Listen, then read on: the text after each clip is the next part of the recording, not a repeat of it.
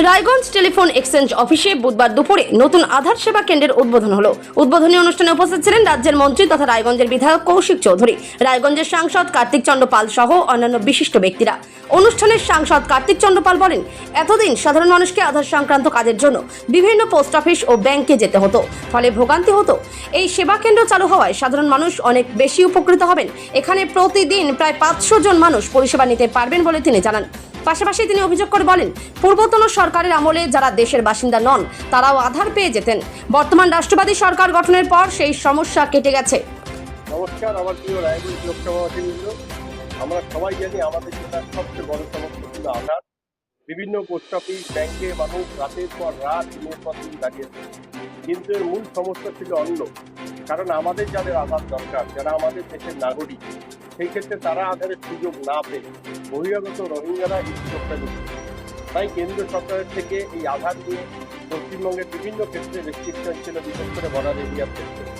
আমাদের double engine সরকার আসার পরে আমরা রায়গঞ্জের মন্ত্রী আমরা উদ্যোগ নেই যাতে খুব তাড়াতাড়ি এখানে একটা আধার সেন্টার হয়। যে সেন্টারে মানুষের দৈনন্দিন জীবনে যে একটা আধার দরকার, সেই তার যা প্রয়োজন A to Z সমস্ত পরিষেবা যেন মানুষ এখান থেকে পায়, তার জন্য বিএলএস কোম্পানির উদ্যোগে আজকে এখানে একটা আমাদের তার উদ্ঘাটন হলো এবং এখানে কন্টিনিউ পার ডে 500 লোকের এখানে মোটামুটি আমাদের আধারের কাজ হবে।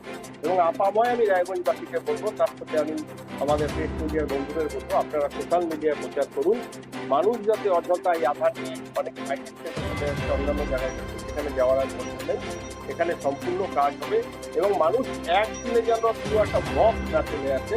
আমরা সবাই মিলে আমরা এখানে অনলাইনেও আমরা অ্যাপ্লিকেশন করতে পারবো, একসাথে ম্যাক্সিমাম আসলে, কারণ মেশিন বা ম্যান পাওয়ার ক্যাপাসিটি কিছু থেকে ধীরে ধীরে হয়ে যাবে যাদের আগে প্রয়োজন। আর আমরা অবশ্যই আমাদের প্রচুর সিনিয়র সিটিজেন রয়েছে যাদের সব নিয়ে সমস্যা হচ্ছে, সেই ক্ষেত্রে তাদেরকে আমরা প্রায়োরিটি দিতে বলবো।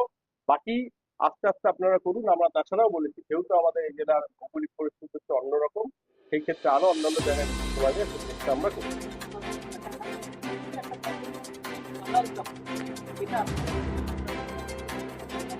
অবশ্যই কোনোভাবে দালাল চক্র যাতে না থাকে, তার জন্য এখানে যারা আধিকারিক রয়েছেন তাদেরকে আমিও আমাদের সাংবাদিক আমাদের সুন্দর একটা সিস্টেমেটিক উপায় যাতে এখানে হয় কোনো রকম দালাল, জিরো টলারেন্স নীতি, সেটা আমাদের প্রধানমন্ত্রী যেটা বলেছেন, আমাদের মুখ্যমন্ত্রী যেটা বলছেন, সেই নীতিতে এখানে কাজ করে।